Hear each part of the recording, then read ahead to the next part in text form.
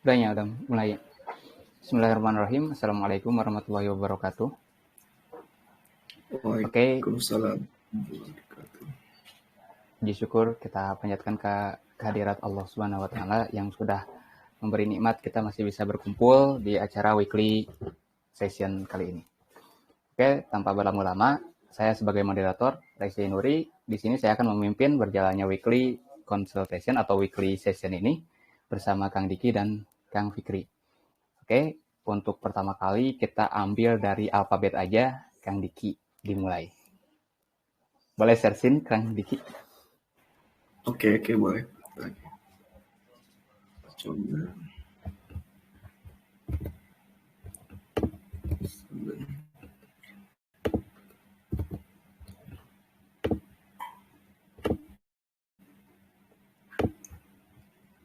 Ada muncul nggak? Ada Kang Diki. Ada. Oke, langsung saja. Mungkin pada weekly sharing ini saya pengen sharing bagaimana saya berproses pendekatan ya sama si dia. Maksudnya si Odu gitu.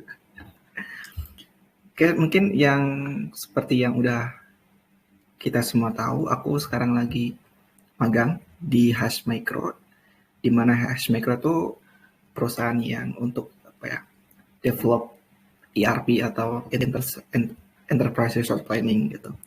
Jadi Odoo itu baru pertama kali something new lah gitu. Jadi masih butuh waktu untuk bisa dive lebih dalam lagi gitu. Jadi sebenarnya Odoo itu sebuah framework ya gitu.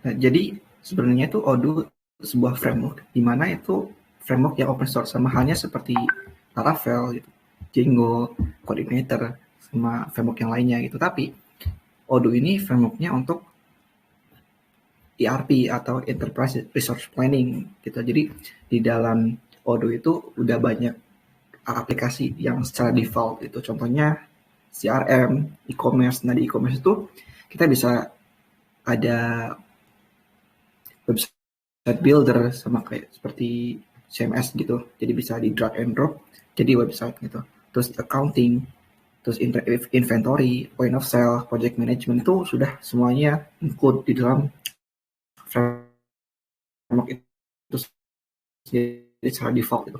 Tapi di Odoo ini bisa custom karena si Odoo itu customable gitu. Dan semua yang ada di Odoo itu berupa modul gitu. Jadi kalau misalkan di Python itu hampir semuanya yang ada di Python itu objek. Nah, tapi di Odoo itu semuanya yang ada di Odoo itu adalah modul gitu. Jadi modul base. Oke. Sebenarnya penggunanya siapa aja gitu loh. Siapa sih yang pakai Odoo gitu. Karena seperti yang kita tahu, Odoo itu something new dan nggak banyak orang tahu. Meskipun pernah dengar-dengar tapi nggak tahu Odoo itu apa gitu. Nah, jadi banyak loh sebenarnya yang pakai Odoo ya. Oh, tenang gitu ya. Jadi kata si dia tuh oh tenang gitu. Jadi di sini nah yang terkenal itu di sini ada Grab ya. Grab kita bisa.com, Yamaha gitu. Itu pakai Odoo gitu untuk ERP-nya gitu. Entah itu untuk inventory, entah itu untuk accounting, ataupun untuk project manajemennya gitu. Mungkin sebenarnya banyak ya itu, nggak cuma 3 perusahaan ini, tapi contohnya ada Altera Academy, terus Astra itu pakai Odoo juga. Jadi mungkin memang untuk kita ya yang belum tahu lebih dalam itu ya Odoo itu apa gitu. Jadi awalnya saya juga gitu. Tapi setelah saya seminggu lebih ini mendalami Odoo, ternyata banyak yang pakai Odoo secara yang mungkin kita nggak tahu gitu. Tapi setelah aku mendalami, ternyata banyak yang pakai Odoo. Oke, next. Nah, seperti yang sudah aku singgung tadi, bahwasannya secara default Odoo itu udah banyak aplikasi gitu. Nah, contohnya di sini untuk meningkatkan penjualan itu ada modul yang namanya CRM, ada point of sale juga, ada sales gitu. Dan itu nggak cuma segini. Contohnya saya buka ini.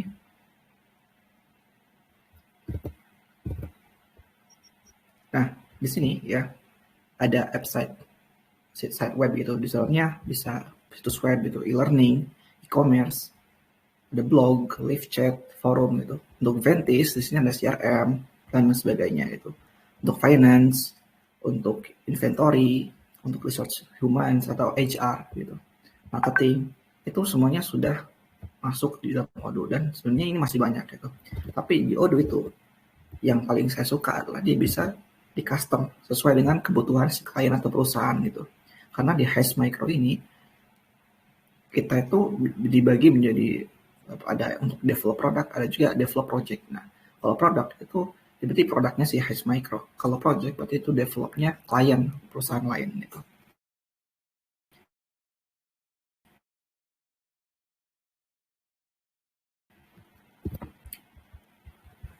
Harusnya arsitektur Odoo. Sebenarnya Odoo itu salah satu penganut multi-tier arsitektur gitu. Jadi maksud dari multi-tier application itu 3 layernya itu ditempatkan secara terpisah. Nah, di Odoo ini ada 3 layer gitu ya. Ada application layer, terus ada presentation layer, ada data layer. Nah, presentation layer itu apa yang kita lihat itu presentation layer menggunakan HTML, CSS, JavaScript. Nah, fun fact-nya ternyata lebih banyak JavaScript-nya dibandingkan dengan back-end-nya atau Python-nya. Kalau misalkan saya push ke GitHub, itu kelihatan ternyata si JavaScript-nya itu ada sekitar 46%, sisanya tuh Python, HTML, dan CSS gitu. Lalu ada layer yang kedua itu yang di tengah-tengah itu application layer atau logic bisnisnya itu pakai Python gitu. Jadi itulah kenapa sebenarnya saya apply posisi ini, karena itu di requirement-nya itu ternyata butuh Python, sedangkan waktu itu saya ada basic Python, jadi ya udah apply aja. Waktu itu sebenarnya belum tahu kalau itu sebenarnya pakai Odoo, tapi setelah research perusahaan tersebut ternyata pakai Odoo. Oke lah, ternyata memberanikan diri untuk belajar, untuk mengenal lebih dalam, untuk PDKT sama si Odoo ternyata menarik gitu. Nah, yang terakhir itu data layer. Data layernya tuh pakai PostgreSQL, storage-nya tuh PostgreSQL. Dan tekniknya yang digunakan tuh ORM gitu. Sama halnya seperti Django itu, karena kebetulan saya juga belajar Django, jadi masih mirip-mirip lah untuk penggunaan bagaimana cara buat model, view. Oh ya, ternyata di Odoo ini juga arsitekturnya MVC gitu ya, sama seperti Laravel coordinator. Kalau Django itu MVT. MVT itu maksudnya model view template. Kalau di Odoo itu MVC, model view controller. Nah, kalau untuk views-nya sendiri sebenarnya tanpa di custom dengan front end stack ya, itu seperti React.js, Next.js, dan lainnya itu bisa menggunakan XML. Itu secara otomatis tuh udah ada style-nya gitu. Tapi bisa juga di custom pakai HTML, pakai kelas gitu. Pakai kelasnya ternyata udah bisa pakai Bootstrap juga, Bootstrap terbaru kalau nggak salah, Bootstrap 4 atau 5 gitu. Itu seputar arsitektur Odoo gitu. Nah, terus selanjutnya struktur modul. Nah, jadi kalau misalkan kita bikin custom modul gitu ya, kan sebelumnya tuh udah ada secara default. Nah, strukturnya tuh di modul itu ada model, ada data. Di dalamnya tuh bisa ada juga directory lain seperti view, controller, ada report. Kalau misalkan dibutuhkan ada YZ gitu. Nah, setiap directory itu ada yang namanya file init.py atau init.py. Itu digunakan untuk mengimport setiap file-file yang ada di directory tersebut. Nah, kalau misalkan init.py yang di luar ini, yang di modul ini, dia itu untuk mengimport si folder-folder ini, folder data, folder model gitu, itu diimport. Nah, manifest itu dia file untuk mendaftarkan aplikasi-aplikasi atau dependensi yang dibutuhkan. Contohnya, misalkan di sini ada views ya, views itu ada file XML gitu. Semuanya itu didaftarkan di manifest, seperti file security. Nah, uniknya di Odoo itu untuk hak akses seperti CRUD gitu, itu aksesnya itu disimpan pada suatu file CS. Jadi ada ID, model ID, dan lain sebagainya, ada grup, itu semuanya dimasukin gitu. Jadi kalau misalkan mau diaktifkan itu pakai 111 gitu. Itu unik banget sih. Mungkin kalau di manifest itu bisa untuk dependensi, terus untuk mendaftarkan aplikasi dan sebagainya. Di Odoo itu bisa juga pakai React.js ternyata. Dan tapi sejauh yang saya pelajari sekarang tuh saya belum menemukan bagaimana caranya untuk implementasi dengan React.js dan yang lainnya gitu. Tapi sebenarnya bisa gitu. Sejauh ini saya masih pakai Bootstrap, XML, sama Python. Dan itu ternyata cukup sederhana. Apakah masih ada waktu? 5 menit tersisa. Gimana? 5 menit tersisa. Oke, mungkin aku pengen demoin ya. Yang aku coba dipelajari selama training ini.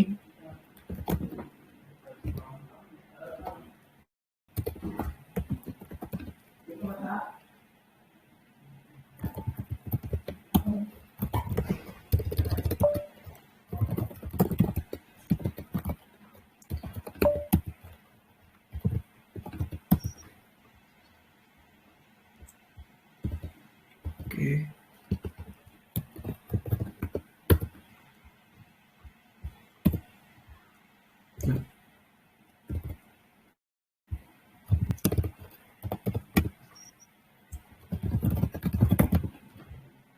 Nah, ini contoh saya develop bookstore gitu. Di sini kita sederhana ya. Ini modul-modul sederhana. Contohnya ini itu dibuat pakai model-model. Contohnya di sini untuk arsitekturnya memang sama seperti yang sudah saya jelaskan tadi. Nah, di sini kalau misalkan di model itu ada file-file model. Nah, di init ini adalah dia mengimport file-file Python yang ini. Terus di Python yang di luar ini dia mengimport si direktori yang ini. Mas kamu, maaf. Kalau di saya ini presentasinya nge-freeze gitu. Gimana di Kang Fikri, apakah sama? Sama, dia punya aku juga nge-freeze. Oh iya iya iya. Bentar. Mungkin share screen-nya yang all Windows mungkin. Oh iya betul. Sudah bisa. Nah ini ada. Nah ini strukturnya. Misalkan ini modulnya tuh modulnya bookstore gitu ya. Di dalamnya ada controller, ada demo, ada model. Terus ini security ya. Ini yang saya mention tadi. Ini untuk aktifin CRUD-nya gitu. Jadi kalau misalnya dia semuanya itu aktif, berarti dia cek satu semua gitu. Create, read, update, dan delete tuh diaktifin satu gitu. Dan yang itu kayak kelas modelnya itu, nama modelnya. Nama model sama modul aksesnya. Terus ini untuk views itu file-file XML gitu ya. Menggunakan XML dan bisa juga pakai HTML digabung gitu. Pakai Bootstrap class juga bisa gitu. Jadi nanti keluarnya udah ada stylenya gitu. Nah, di setiap file itu ada init.py gitu. Kecuali di views file XML ini dia pakai, tapi dia harus didaftarkan di manifest. Di manifest ini didaftarin views, terus security-nya daftarin, terus ini dependensi. Secara default itu dependensinya cuma base. Nah ini untuk tambahan tuh ini untuk report ya, untuk export ke file Excel gitu. Terus, nah di luar ini dia untuk import semua direktori gitu yang udah dibuat. Mungkin itu aja sih seputar bagaimana aku berproses PDKT sama si Odoo gitu. Oke, terima kasih. Sudah Mas Fikri. Oke, terima kasih atas waktunya. Kita lanjut ke pemateri kedua atau yang akan sharing yang kedua. Mas Fikri silahkan. Aku belum di-mute ya. Oke, udah tampil. Aman Mas Fikri. Oke, di sini saya izin share screen ya, izin. Mungkin pertama perkenalkan dulu, namaku Fikri, asal dari Tasikmalaya. Mungkin materiku ini gak bakalan sebagus atau sekeren Kang Diki ya teman-teman. Buat nanti yang nonton misalnya. Di sini aku bakal bawain tentang beradaptasi atau mati gitu. Nah, mungkin sedikit info juga. Jadi aku juga sekarang lagi magang di salah satu e-commerce toko biru gitu ya teman-teman, di Blibli. Aku lagi magang di sana gitu. Jadi banyak sekali ilmu-ilmu baru yang aku harus beradaptasi di sana gitu. Jadi aku tertarik buat angkat materi ini. Dan informasi juga kegiatan weekly ini aku coba ngajuin, ajak teman-teman agensi buat coba gitu ya. Di sini juga aku adaptasi dari tempat magangku kayak gitu. Oke, pertama siapa yang harus beradaptasi? Nah, dari yang aku lihat harusnya semua itu beradaptasi ya. Siapapun itu. Yang pertama ada perusahaan skala apapun, entah besar atau kecil, mereka harus beradaptasi. Yang kedua, pekerja-pekerja, karyawan gitu ya, ada software engineer, UI UX designer, security, bahkan hacker pun harus beradaptasi dengan security yang lebih aman kayak gitu. Kenapa aku coba bawa juga di sini sejenis perusahaan, bukan sekedar pekerjaannya aja gitu, karena ini akan berhubungan. Di mataku ini berhubungan gitu. Di sini aku bawa skill itu bakal kedaluarsa. Nah, di sini ada meme ya teman-teman, prestasi dan hal membanggakan selama 2019, dan akunya itu ya ekspresinya bisa dilihat karena skill itu akan kedaluarsa. Kita ranking pertama di sekolah sekarang kurang relate gitu ya. Mungkin misalnya dulu kita bisa apa, Corel Draw atau apalah ya yang lain kayak gitu. Misalnya di sini ada yang poin nomor 3 yang aku highlight, hapus background. Dulu itu ada jasanya teman-teman. Dulu di Fiverr itu sangat ramai gitu ya. Sekarang ada tools yang namanya Remove BG kalau teman-teman tahu. Nah, dibanding eh, secara ini ya pandangan user, aku lebih baik beli premium di Remove BG, bisa hapus banyak foto dibanding harus jasa sewa jasa orang kayak gitu. Itu kan bakal banyak gitu ya. Misalnya kita butuh 10 foto nih, bakal beda lagi harganya gitu. Kalau kita pakai tools, kita langganan teman-teman sistemnya gitu. Jadi ada kemungkinan untuk unlimited atau batasnya itu lebih banyak dibanding kita menggunakan jasa orang lain kayak gitu. Nah, di sini juga ada kayak juara lomba. Menurutku ini bakal kadaluarsa juga skillnya. Sekarang kita belajar apa misalnya teknologi lama, PHP mungkin, atau PHP juga sebetulnya masih bagus, tapi sekarang mulai dari aku pribadi aja, aku udah migrasi dari PHP gitu ke bahasa pemrograman yang lain. Nah, apakah semua skill akan kadaluarsa gitu? Tentu jawabannya enggak gitu. Ada yang namanya durable skills gitu. Yang pertama ada berpikir. Nah, untuk berpikir kan eh, dipakai banget ya dimanapun itu. Kayak tadi misalnya sebagai software engineer, intinya itu ada di berpikir. Bukan kita menguasai bahasa pemrograman PHP, JavaScript, Python mungkin ya, tapi kita cara berpikir kita itu yang kepakainya gitu.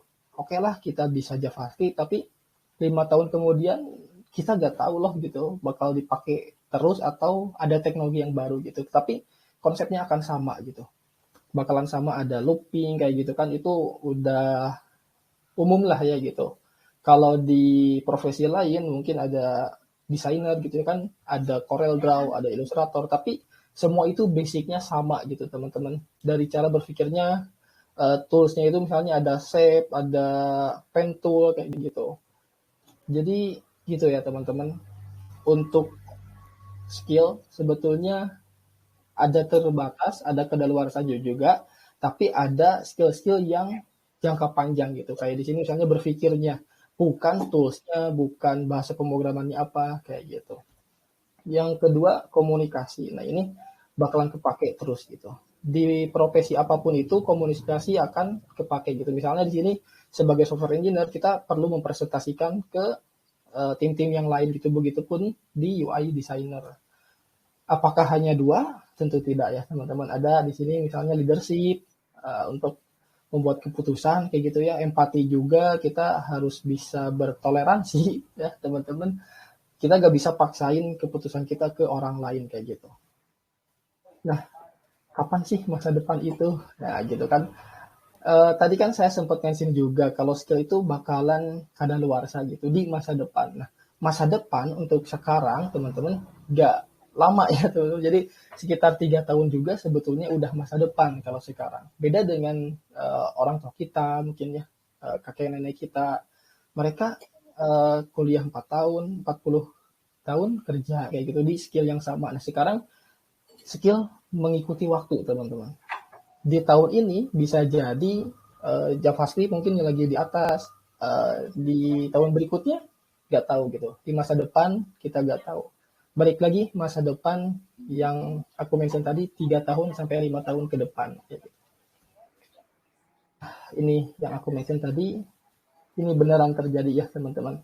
Kita punya contoh di sini saya sempat cari-cari juga. Kalau di tahun 2021 iPhone mini itu kurang laku teman-teman. Jadi di iPhone 14 1 tahun kemudian di sini dihilangkan gitu ya, si iPhone mini ini mati gitu. Ini menandakan kalau perusahaan ini gak butuh pujian teman-teman. Karena kenapa? iPhone mini ini banyak banget dipuji gitu. Dia bentuknya itu lucu kata peminat iPhone gitu ya. Padahal mereka di perusahaan gak butuh pujian. Contohnya di sini kenapa dimatikan? Karena penjualannya kurang laku teman-teman. Di sini menandakan juga iPhone mini ini kan keluar kalau nggak salah di iPhone 12 sama 13 ya teman-teman. Jadi mungkin pertama coba oke, gagal, kedua coba lagi masih gagal, ketiga udah oke lah buang gitu. Karena perusahaan mengikuti uang ya teman-teman, bukan mengikuti pujian kayak gitu. Nah, di sini juga kita harus beradaptasi. Contohnya penggunaan aplikasi ya teman-teman, berdasarkan data di sini penggunaan device mobile itu lebih banyak. Di sini aku misalnya sebagai pengguna atau developer website gitu harus buka mata lah gitu untuk device mobile ini. Karena di sini berdasarkan persentase tinggi sekali ya teman-teman. Kalau kita mengikuti berita di iPhone, dia kan memangkas hal yang kurang profit ya teman-teman. Nah, bisa jadi pekerjaanku di website ini bisa jadi nantinya ke pangkas juga. Karena perusahaan beradaptasi teman-teman. Dia bakal ngejar uang gitu. Dia kan follow the money ya gitu. Jadi di sini menandakan kalau kita itu sangat penting untuk beradaptasi. Dengan data ini kita benar-benar harus buka mata ya teman-teman. Kayak gitu. Jadi kesimpulan dari yang aku bawa ini gak terlalu banyak ya teman-teman. Dari materi juga aku emang tahu bulat nih teman-teman, dadakan banget gitu. Jadi seperti itu. Mungkin ada pertanyaan dari teman-teman?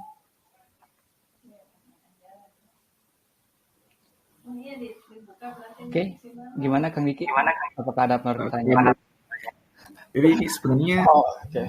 Sebelumnya sorry dulu ya teman-teman kalau materiku kurang mateng gitu karena pembuatannya juga sangat singkat gitu. Paling terakhir ya aku selesai dan mulai. sama sih, aku juga kurang matang juga. Soalnya itu cuma overview doang. Sebenarnya pengen dalam, cuman emang baru juga gitu. Jadi belum bisa deep gitu. Tapi aku pengen nanya sih gitu. Kalau beradaptasi gitu, misalkan untuk menjadi seorang mobile dev gitu, karena kebutuhan untuk mobile itu mungkin beberapa tahun ke depan akan sangat dibutuhkan. Sebenarnya pasti untuk 3 sampai 5 tahun ke depan itu ada tools yang bakal berkembang lagi mengalahin teknologi mobile gitu. So, misalkan yang multi platform gitu ya. Itu sebenarnya bagaimana sih kita mensiasati untuk bisa apa ya, mau ngikutin tapi nggak harus semua dicobain gitu. Itu gimana tuh?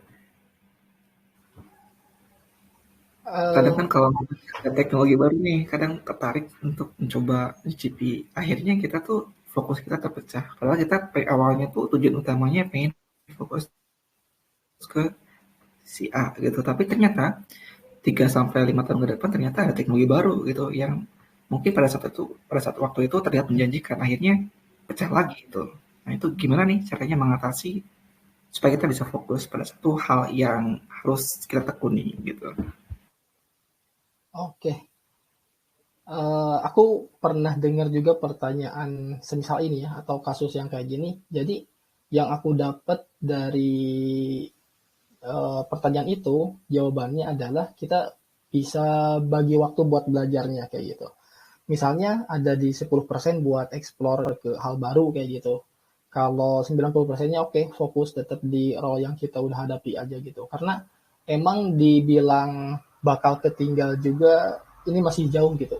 Untuk pandangan singkatnya ini masih jauh. Tapi kalau untuk masa depan tadi, untuk kedepannya sangat dekat gitu. 3 sampai 5 tahun udah banyak teknologi yang baru gitu. Tapi ya tadi nggak bakal secepat itu kok gitu.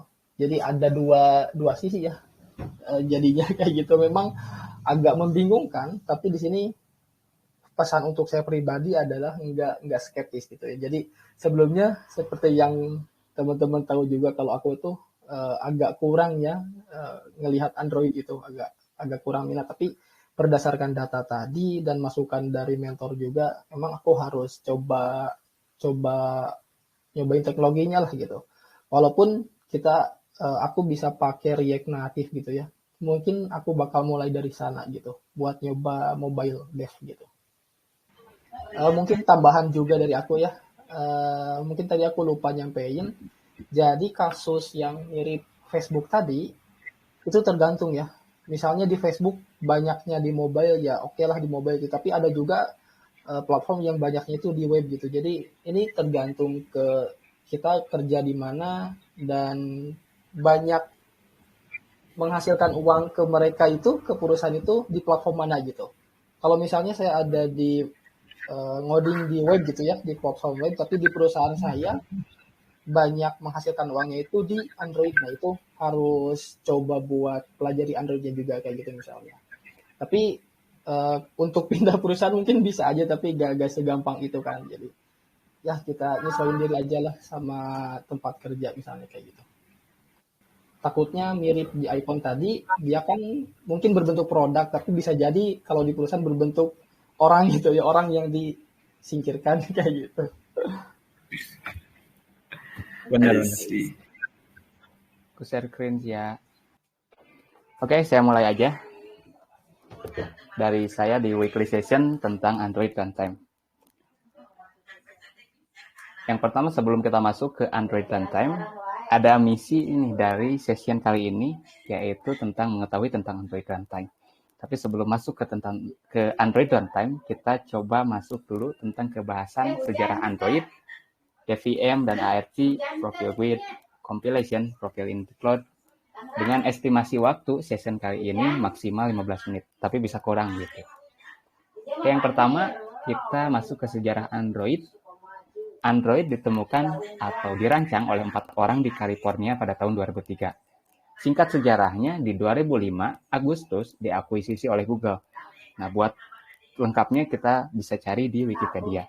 Lanjut, untuk tujuan pembuatan Android pertama kali itu untuk kamera digital. Namun karena ya pada saat itu kompetisi antara mobile atau perangkat bergerak sangat tinggi, jadi Android ditujukan untuk perangkat bergerak sebagai pesaing Symbian OS dan Windows Phone. Masuk. Nah, seperti ini adalah tampilan dari Android pertama kali. Masuk ke Android Runtime yaitu pada proses compilation atau kompilasi. Kompilasi sendiri adalah proses penerjemahan kode menuju bahasa atau perintah yang bisa dipahami oleh mesin. Nah, jadi si mesin perangkat bergerak ini atau mesin yang sekarang kita bisa sebut handphone. Yang pertama ada tipe DVM, di mana DVM adalah singkatan dari Dynamic Virtual Machine dengan menggunakan JIT atau Just in Time. Nah, maksudnya itu gimana sih? Jadi proses DVM itu proses kompilasi ketika ada permintaan menjalankan aplikasi. Nah, pada proses itu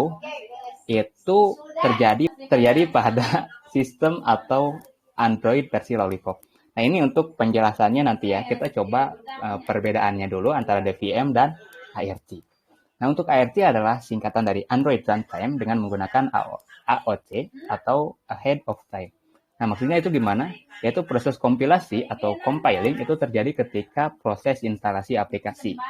Nah, ini mulai ada di sistem aplikasi Android versi Lollipop. Kita lanjut, maksudnya gimana sih? Maksudnya itu DVM itu boros penggunaan baterai. Sebentar. Maksudnya DVM itu gini. Si aplikasi itu proses kompilasinya itu bertahap bagaimana atau tergantung aplikasi itu digunakan. Misal di suatu aplikasi kita menginstal aplikasi tentang Word atau aplikasi tentang pengolah dokumen. Nah, pada DVM itu kita menginstal, saat instalasi kita hanya mengcompile base-nya aja. Jadi base dari aplikasi atau dasar-dasar dari aplikasi. Ketika kita menggunakan suatu fitur, maka si aplikasi itu bakal compile di fitur tersebut. Maka dari itu, setiap kita ganti fitur itu akan terus-terusan mengcompile sehingga boros penggunaan baterai. Namun apa sih keuntungannya? Karena proses compiling itu tidak di awal, jadi di part time atau di sebagian-sebagian, maka space ukurannya kecil. Penggunaan memori atau penggunaan penyimpanan itu sangat kecil. Dan ini adalah proses di mana ketika handphone atau Android di versi di bawah Lollipop itu kan karena speknya kecil-kecil, maka proses kompilasi dan proses penyimpanan itu dibagi berpart-part atau bertahap, sehingga space ukuran kecil dan proses instalasi singkat di awal proses instalasi singkat. Nah, lanjut untuk ART, dikarenakan kita proses kompilasi itu seluruhnya dari suatu aplikasi berada di awal saat penginstalan, maka penggunaan baterai awet karena kita ketika menggunakan aplikasi kita tidak terus-terusan mengcompile gitu. Namun apa yang terjadi? Karena proses instalasi di awal itu langsung compile semua, maka space ukurannya akan besar karena hari kan disimpan di cache atau disebut di Android Runtime. Nah, dan proses instalasi akan lama karena semua di-compile. Jadi perbedaannya DVM itu prosesnya itu bertahap, sedangkan ART itu prosesnya sekaligus berada di awal. Nah, dikarenakan ada seperti ini, maka di Android N, developer Android itu membuka sebuah inovasi baru tentang dikenakan kembali JIT. Karena supaya avoid atau menghilangkan apa yang ada dari kelemahan ART. Nah, adanya Profile Guided Compilation. Maksudnya gimana sih? Jadi sistem pertama kali menginstal menggunakan JIT. Proses menggunakan compiling itu bertahap. Nah, dan si Profile Guided Compilation, mereka itu atau aplikasi itu dapat mengenali fitur apa saja yang akan digunakan atau fitur apa saja yang sering dipakai. Nah, setelah kita tahu fitur apa yang sering dipakai, maka Profile Guided Compilation itu bakal mengcompile di saat mereka idle. Fitur yang sering dipakai akan dikompilasi dan akan disimpan sebagai ART. Nah, kapan proses kompilasinya? Itu ketika saat idle, ketika saat mengecas, atau ketika saat HP tidak digunakan. Jadi ketika HP sedang tidak digunakan atau sedang idle, maka Profile Guided Compilation akan mengambil apa fitur apa saja yang sering dipakai, itu akan dikompil dan akan dijadikan ART. Jadi kalau kita JIT satu persatu bakal boros baterai, tetapi ketika sudah disimpan, sering dipakai, sudah tahu, Profile Guided Compilation sudah tahu apa yang sering dipakai, itu bakal dijadikan sebagai ART. Nah, lanjut, di Android P, itu inovasi terus berkembang. jadilah profiles in the cloud. Maksudnya gimana sih? Maksudnya adalah profil dari pengguna suatu aplikasi itu disimpan di cloud sebagai fitur yang sering dipakai. Dari Play Store, semua orang menginstal suatu aplikasi, misal aplikasi A. Jadi setiap orang itu mengirim record ke cloud bahwa fitur apa saja sih yang akan atau yang sering digunakan. Nah, maka dari itu, pengguna yang lain akan tahu, maksud saya, fitur profiles in the cloud itu kan akan tahu setiap orang rata-rata menggunakan fitur yang mana. Maka fitur tersebut akan dijadikan patokan untuk ART saat installation. Jadi misal, seluruh 1000 orang menggunakan fitur yang sama. Ada satu orang yang baru menginstal aplikasi, karena sudah ada profile in the cloud, satu orang tersebut akan menginstal fitur yang sering dipakai itu sebagai ART, dan apabila tidak ada fitur tersebut, maka akan menggunakan JIT. Seperti itu. Jadi kesimpulannya adalah, pada versi sebelum Lollipop itu menggunakan DVM, dan setelah pada sistem operasi Android Lollipop itu menggunakan ART. Karena DVM kita tahu bahwa sebelum Lollipop spesifikasi sangat rendah di bagian Android, dan setelah Lollipop itu mulai berkembang dengan menggunakan ART. Karena spesifikasi di Lollipop itu sudah mulai mumpuni. Dikenalkan kembali JIT atau AOT di Nougat dengan menggunakan profile guided compilation, sehingga dikolaborasikan antara DVM dan ART sehingga dapat memperkecil atau mengavoid atau menghilangkan, menjauhkan apa-apa yang menjadi kelemahan di ART dengan bantuan JIT. Lanjut di Pi itu profiles in the cloud. Jadi ya, dengan penggunaan itu bisa menggunakan aplikasi langsung di ART gitu, dengan penggunaan profiles in the cloud. Dan sekarang kita merasakannya dengan profiles in the cloud. Wih, keren, menarik. Ada yang lagi? Jadi Mutakin connect mulai sini. Oh. Saya kalau nggak ada saya stop presentasinya. Oke. Ngobrol-ngobrol JIT tadi, jadi keinget di JS juga sebetulnya, seingatku ya, sekarang pakai JIT gitu, bukan lagi interpreter gitu. Yang orang-orang tahu kan interpreter ya. Saya nggak tahu sih maksud dari interpreter dan JIT di JS kayak gimana. Ya juga ini kalau nggak ada acara ini saya nggak tahu, kayaknya bakal tentang Android Runtime. Iya benar. Jadi ekspor lagi gitu. Aku juga. Oke. Mutakin nggak bisa lagi. Aduh. Tadi Mutakin ada ya. Itu ada. Nah, masuk nih. Kang, halo. Halo. Oh, coba jadiin admin. Coba Kang jadiin admin, Kang. Oh iya. Sebentar. Kita allow dulu. Nggak ada ya? Ada Kang. Waduh. Tuh. Dagu luduk. Nah, aman kamu. Itu pakai WA, Telegram ya? Telegram ya? Iya. Tapi suaranya mantul. Mantul nggak? Aman. Masih sih. Mau present sekarang Kang? Boleh. Bentar ini ya. Oke. Kita lanjut Kang. Boleh silakan. Slide-nya udah tampil ya teman-teman. Ada. Mantap. Perlu digedein atau gini aja cukup, Kak? Mungkin bisa digedein aja.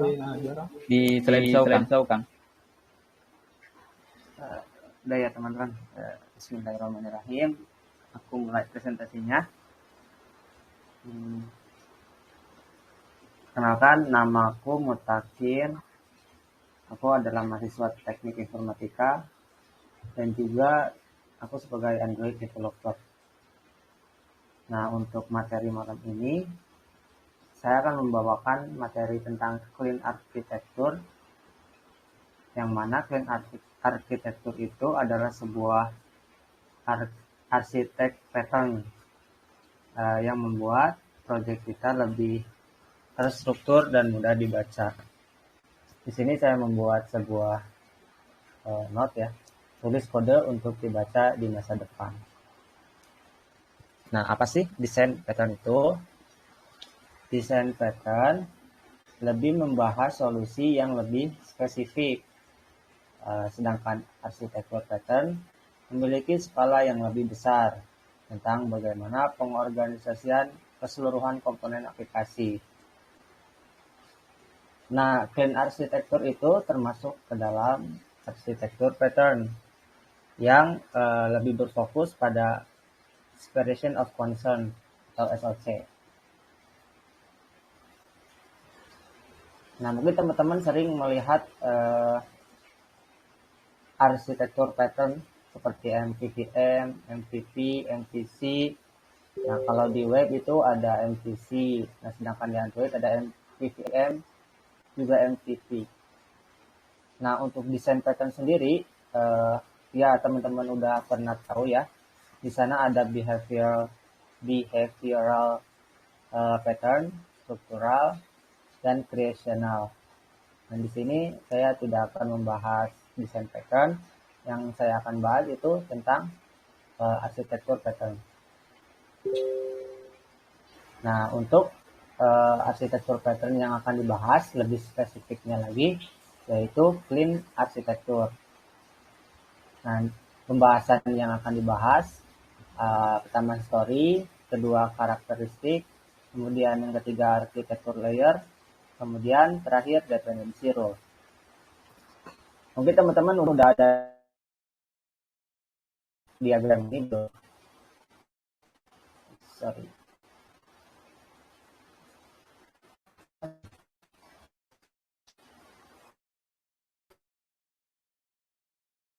Halo, ada hilangkah suaranya? Iya, sepertinya hilang kamu takinnya. Oh, disconnect ternyata.